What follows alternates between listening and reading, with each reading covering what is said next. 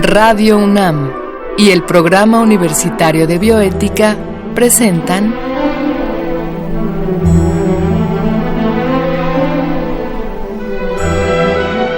El Árbol de las Ideas. Arte, ciencia y filosofía para la vida.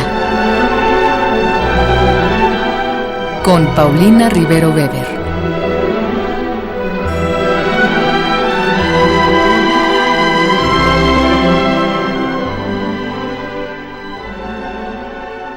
Muy buenas tardes a todos los radioescuchas. Yo soy Paulina Rivero Weber, doctora en filosofía de esta universidad y directora del Programa Universitario de Bioética.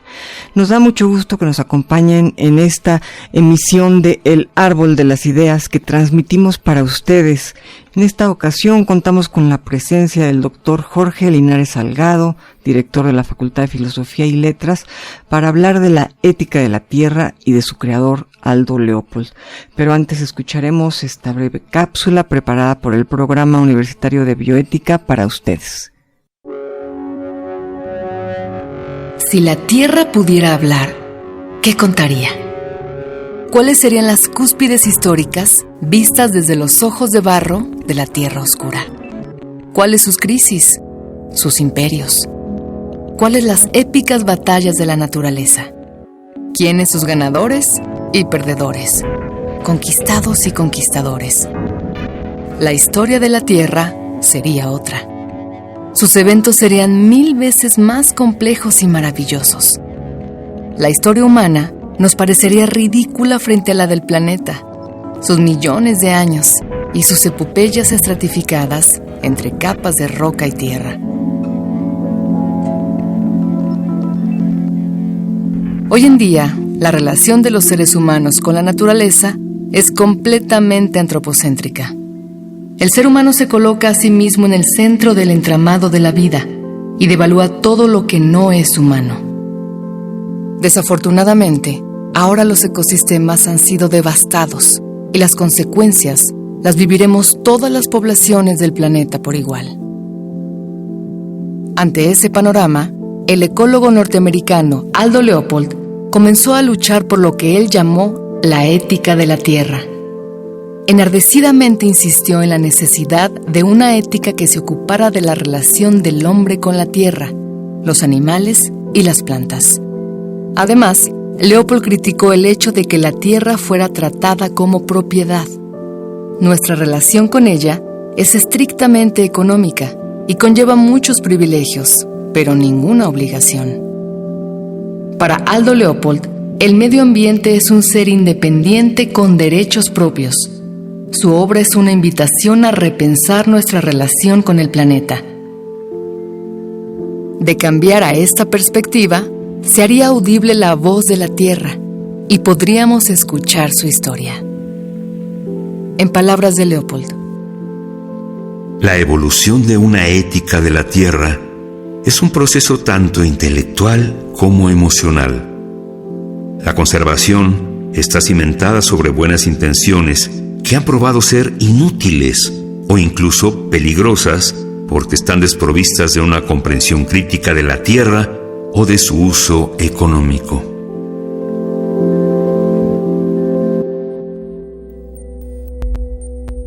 Si la Tierra pudiera contar su historia, los seres humanos no ocuparíamos ni una página completa de ese libro. Aún así, somos la única especie que la ha puesto en un peligro radical. Hoy no solo es incierto el destino del ser humano, sino el del planeta en su conjunto, con toda su variedad y belleza. Por eso, debemos preguntarnos qué es lo que podemos y debemos hacer para que la Tierra continúe contando su historia por mucho tiempo más. Así es, la Tierra pudiera contarnos su historia y quizá aprenderíamos entonces a respetarla como lo merece. Esta tarde el doctor Jorge Linares nos va a hablar de un hombre que propuso una ética para la Tierra. Aldo Leopold. Déjenme decirles que el doctor Linares es especialista en este tema. Él es doctor en filosofía por esta universidad y de hecho fue director del programa universitario de bioética y actualmente dirige la Facultad de Filosofía y Letras de la UNAM. Jorge, muy buenas tardes y gracias por aceptar esta invitación. Gracias, Paulina. Buenas tardes a todos. Jorge, me gustaría que nos explicaras quién fue Aldo Leopold y en qué consiste esta ética de la tierra por él propuesta. Aldo Leopold es una de las grandes figuras de la ética ambiental y, por tanto, de la bioética. Un naturalista que trabajó muchos años en los parques nacionales, sobre todo en Yellowstone, en donde murió, de hecho, tratando de apagar un incendio. Estaba tan imbuido en su trabajo y tenía una gran compenetración con los ecosistemas. ¿En Yellowstone murió? Que realmente sí dio la vida por ello. Okay. Entonces escribe un diario, The Sound County Almanac, que son una serie de reflexiones personales que va anotando a lo largo de los años sobre los ecosistemas, los bosques, un bosque tan importante como los bosques que tiene Norteamérica, que de hecho fueron pioneros en esta idea de las reservas de parques naturales, que sí, también hay en México, que también se iniciaron en México desde el siglo XIX, finales del XIX. Y ahí Leopold va anotando todas sus reflexiones de cómo la vida, en todas sus expresiones, tanto animal como vegetal, se abre paso, lucha por sobrevivir.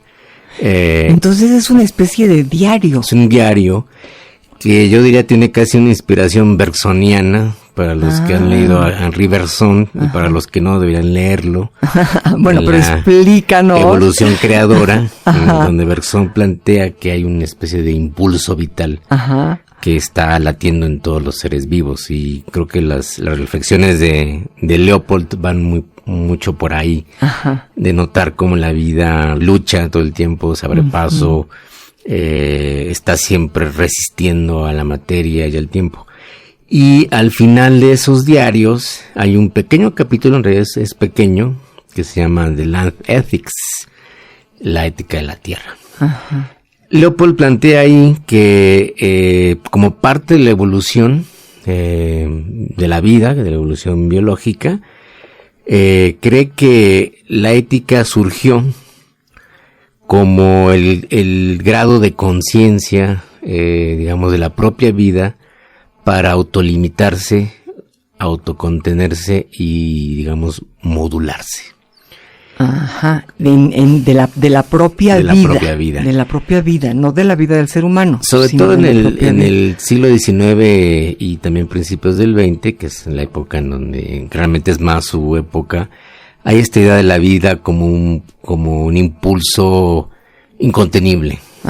Tú que conoces muy bien la obra de Nietzsche. De Nietzsche es lo que pensé. Pues ahí por ahí va, una ¿no? Fuerza brutal, ¿no? Una fuerza brutal que está llena de exuberancia, de energía. También eso están pensados como Freud.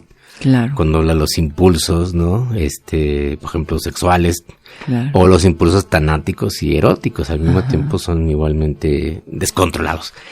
Y entonces, Aldo Leopold piensa que la vida también tiene una capacidad de autocontenerse y que eso sería el sentido ético. Que la vida llega a un nivel de desarrollo en el que tiene no solo que organizarse, sino moderarse, contenerse. Y entonces él estaría, digamos, de acuerdo en que podríamos encontrar antecedentes, por así llamarlos, de la moral en otros seres. Sin duda. Sí, de hecho, la otra vez que hablábamos en el seminario de esto, sería un evolucionista de la ética también, o una teoría evolucionista de la ética, porque, bueno, claro, piensa que los seres humanos serían esa conciencia de la vida, o aquellos seres que tienen la capacidad reflexiva, en que la propia vida se va poniendo límites, se va poniendo, digamos, unas contenciones para evitar ese desbordamiento de energía. Claro. Porque por un lado, si uno ve la historia de la humanidad, sobre todo la historia moderna, los humanos no han tenido contención. Claro, sí, pareciera que la hemos perdido más bien, ¿no? Eso es. Y que creemos que el planeta es infinito y que los recursos son abundantísimos y que la naturaleza es capaz de regenerarse todo el tiempo. Se habla de esta resiliencia, ¿no? Como si pudiéramos hacer lo que fuera y se recuperara, y pues no es así, ¿no? No es así. Esta era una visión antigua, pero hoy sabemos muy claramente que hay unos límites biofísicos, que el planeta es finito, que los recursos se acaban, que un bosque que se destruye no se regenera fácilmente, que si tú terminas con una zona marina, como ha sucedido cerca del Golfo de México, donde ha habido derrames de petróleo, brutal, pues no se puede recuperar la vida ahí. Sí. Y entonces Leopold plantea que la vida ha desarrollado una estrategia de autocontención, y eso es lo que él entiende como el sentido ético, que le toca a los seres humanos desarrollar y lograr, ser conscientes plenamente de ello. Y reflexiona que pues no estamos muy conscientes todavía de esa misión, por decirlo así, que finalmente es una característica propia de los seres humanos. Qué interesante, qué interesante.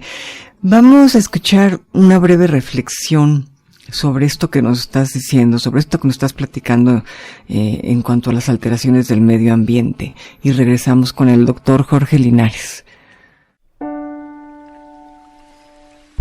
Lagos, ríos, mares, bosques, selvas y montes. Animales grandes, pequeños, medianos y pigmeos. Nuestra especie, el Homo sapiens, ha colonizado prácticamente todos los ecosistemas, así como a los seres que viven en ellos. Gracias a nuestras adaptaciones biológicas y culturales, los humanos nos hemos apropiado de casi todos los ecosistemas terrestres. La tecnología nos ha ayudado en gran medida. A diferencia de todos los demás seres vivos, los humanos hemos modificado nuestro entorno de manera acelerada y continua. El objetivo: obtener más espacio y más recursos. Desafortunadamente, alterar las condiciones del medio y el comportamiento de otros seres vivos ha ocasionado el desplazamiento de muchos organismos.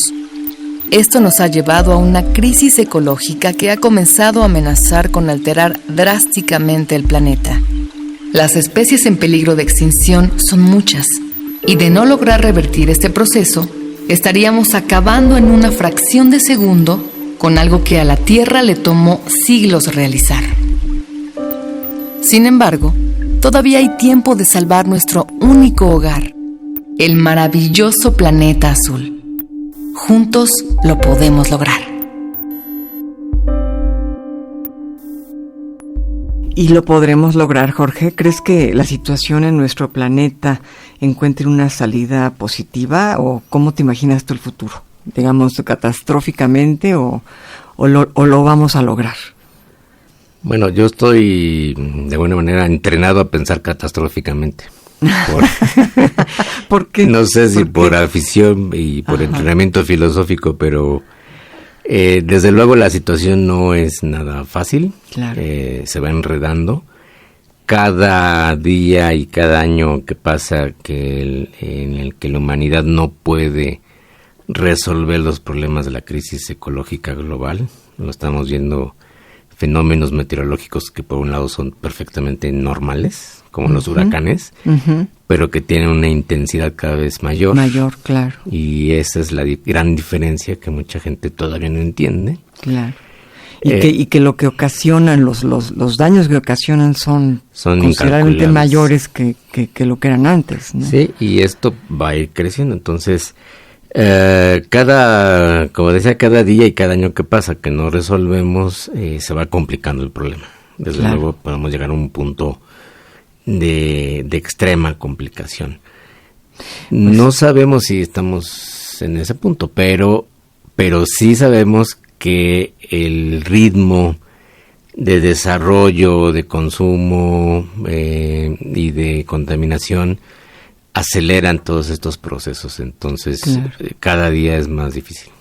Digamos, si pudiéramos darle algún consejo a nuestros radioescuchas, me imagino que no solamente un día sin coche o cosas así que son realmente demasiado breves como para sanear un problema, ¿no?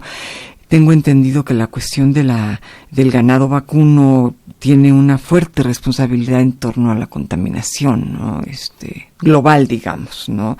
Entonces, si pudiéramos dar algún consejo a los radioescuchas o alguna orientación sobre qué pueden hacer, qué podemos hacer cada uno de nosotros para ayudar un poco al planeta, ¿tú qué nos aconsejarías? Es que hay como dos trayectorias de acciones. Una, desde luego, es la acción individual. Uh-huh. Mucha gente toma conciencia y sí logra cambiar sus hábitos de consumo y deja de utilizar productos contaminantes, ¿no? Simplemente con dejar de usar plásticos o dejar de consumir carne, claro, como una opción individual, sin duda que se contribuye a una mejora. Pero no es suficiente, porque tendría que ser muchísima gente la que cambiara sus hábitos de vida para claro, que las cosas tuvieran un efecto visible, digamos. Ajá, uh-huh, realmente que un alcance considerable. Uh-huh. Y por el otro lado también se ha planteado, y siempre es necesario, porque también así funcionamos en las sociedades humanas, se requieren normas, ¿no? Normativas, uh-huh, reglas mucho más claras y cambios en el modo de producción. Por ejemplo, si no es posible que todo el mundo voluntariamente deje de utilizar plásticos, pues la solución es dejar de producirlos.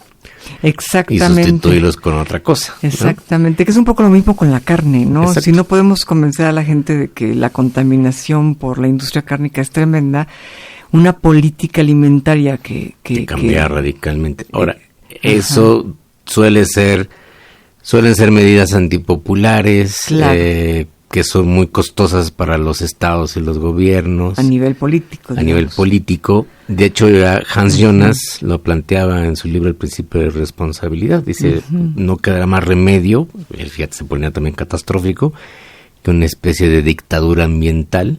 Dictadura ambiental. Que pase por encima de los derechos individuales a los que estamos muy acostumbrados en el mundo occidental liberal, y que imponga por necesidad restricciones en el consumo y cambios en la forma de producir. Pero eso también es muy difícil de lograr, porque generaría una reacción inmediata de mucha gente que simplemente por la imposición se rebelaría y no entendería cuáles serían las razones, aun aunque hubiera suficientes razones. Entonces, se requieren los dos caminos. La acción individual, que va ganando, digamos, adeptos y que puede tener un alcance muy, muy importante.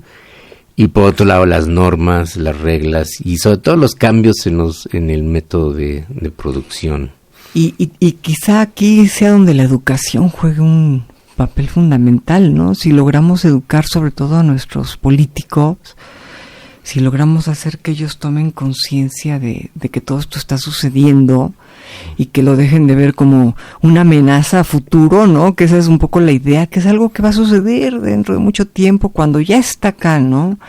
A lo mejor si lográramos educar a los que nos gobiernan, Podría ser, pero ahí también es aplicar un poco la voluntad de unas cuantas personas y a lo mejor no.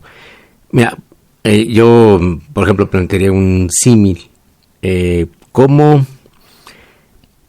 terminó la esclavitud en el mundo occidental? Pensemos, por ejemplo, en Estados Unidos. Ajá. No fue por acción simplemente de individuos, que mucho hicieron, que pugnaron porque se aboliera la esclavitud.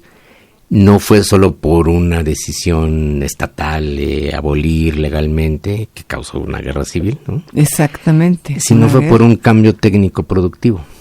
En el momento en que se demostró que era mejor la producción industrial y que no se necesitaba un régimen esclavista para seguir explotando a trabajadores y sacar el producto y tener lucro del producto agrícola, fundamentalmente de las plantaciones. Esto fue el motivo de la guerra civil. El verdadero motivo. Estamos muy acostumbrados a que nos cuenten la historia de los buenos y los malos, pero realmente... Y realmente fue un cambio tecnológico productivo lo que permitió, digamos, y lo que logró imponer una transformación social, política, ética, fundamental en la historia de Estados Unidos y en la historia de la humanidad, que fue abolir la esclavitud. Algo similar tendría que pasar. ¿Y cuál sería ese cambio en cuanto a la cuestión ecológica, no? Que aprendiéramos que podemos producir y todos los medios de la vida que necesitamos para una población enorme, claro, con métodos sustentables. Claro. Que nos diéramos cuenta que eso realmente es económicamente mejor. Claro. Que como lo estamos haciendo, derrochando energía, produciendo con materiales que no son reciclables, contaminando en exceso, destruyendo bosques, contaminando agua, etcétera. Si nos damos cuenta que la forma más inteligente de producir tiene que ser sustentable, claro, y las empresas cayeran en la cuenta que eso es un método incluso económicamente más rentable, esto cambiaría más rápido que claro, si solo pensamos en la acción individual, ¿no? Una especie de convicción individual a la que se van sumando personas, o la imposición de normas, reglas, puniciones, castigos o impuestos, como se ha venido planteando siempre, ¿no? Claro. Claro, que aprendiéramos a vivir de manera sustentable. Exacto, y eso es lo que planteaba Aldo Leopold. O sea, claro, un nivel de conciencia mayor implica una vida, una forma de vida que puede contenerse, que puede autoorganizarse, que no derrocha, que no se expande ilimitadamente, que no abusa del espacio vital de otros, que eso es la ética. Contenerse y respetar la vida de los demás y respetar la capacidad y el derecho que tienen los otros de vivir y desarrollarse como uno mismo. Pero qué interesante. ¿Tú crees que quizá Aldo Leopold pensara que en la escala ética y moral no somos precisamente los primeros y más bien los últimos? Esto es, que plantas y animales finalmente tienen una mayor conciencia moral. Puede ser, sí. Un poco planteaba eso. Hay una continuidad, digamos, ética en todas las formas de vida. Y los humanos parece que somos los más sobrepasados, por decirlo así, ¿no? Como decimos en México, nos pasamos la raya, ¿no? Todo el tiempo. Y esta civilización occidental, tecnológica, moderna, pues se ha sobrepasado en todo. O sea, ha invadido espacio, ha quitado recursos a las demás especies. Esto es un asunto de justicia ambiental, como planteó un colega nuestro, Jorge Richman. Claro. Y la justicia ambiental sería eso, dejarle el espacio y los recursos a las demás especies, porque nos hemos abusado, nos hemos agandallado literalmente espacio y recursos que le pertenecen al resto de los seres vivos. Sí, hemos puesto barreras en sus rutas migratorias, tanto en el mar como en las selvas, como en los desiertos. Hemos entorpecido la vida de todos los animales y hemos acabado con muchos ecosistemas, ¿no? Exactamente. Y eso a la larga pues nos perjudica a nosotros, porque dependemos de todos los ecosistemas. Claro. Sí, somos un hilo más en el inmenso pañuelo. Fíjate, vamos a escuchar ahora un sondeo acerca de qué actividades cotidianas la gente realiza para reducir el impacto del medio ambiente. A ver qué encontramos, ¿no? ¿Qué acciones hago yo para cuidar el medio ambiente? Pues mira, tengo un hijo de 6 años y en la escuela les enseñan mucho la cuestión ecológica. Lavarte los dientes, ya sabes, con tu vasito con agua. ¿Qué otra cosa hacemos? La basura, ya la estamos separando. Por supuesto que desde muy chiquito le enseñamos a no tirar la basura en la calle. Eso es bien importante porque las lluvias crean más contaminación, crean tráfico, más contaminación, en fin. No tenemos carro, entonces por lo regular caminamos. ¿Qué otras medidas ocupamos? Tratamos de comprar pues cosas que no dañen el ambiente. Hay cosas que inevitablemente no se pueden dejar de comprar, pero tratamos de que sean lo menos dañinas posibles al ambiente. Acciones a propósito para cuidar el medio ambiente, no. Pero a lo largo de mi vida me enseñaron a tener una vida responsable, al menos en el desecho de basura, no tirar basura en la calle y esas cosas.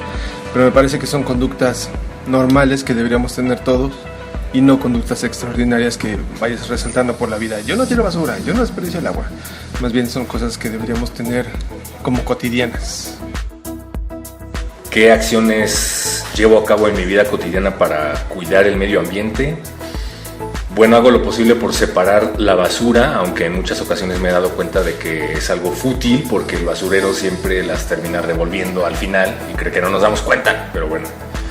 La separación del PET también me parece importante, sobre todo ahora que vi que hay un grupo de chicos que construyen viviendas a partir de botellas de PET, entonces eso también me parece importante. Y hago lo posible para movilizarme lo más que puedo sin utilizar transporte particular.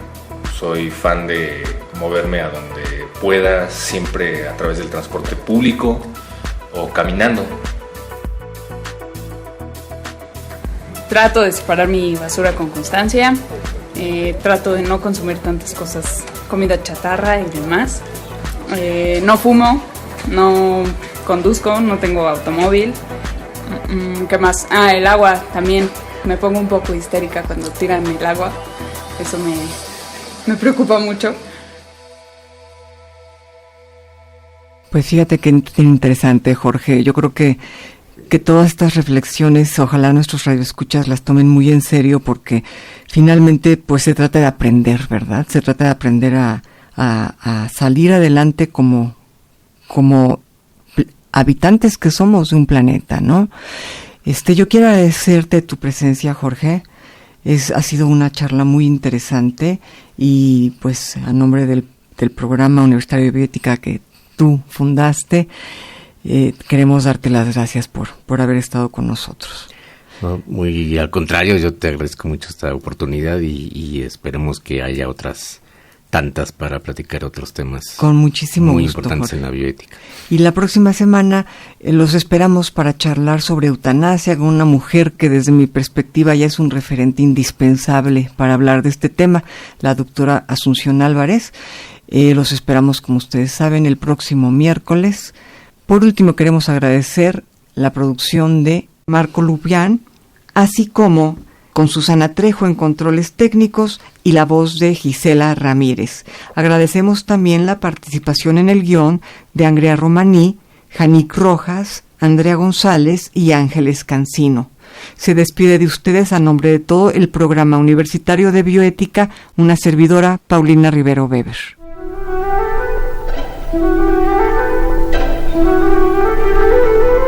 Radio UNAM y el Programa Universitario de Bioética presentaron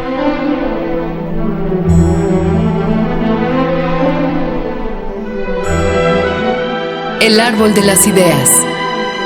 Arte, ciencia y filosofía para la vida. Con Paulina Rivero Weber.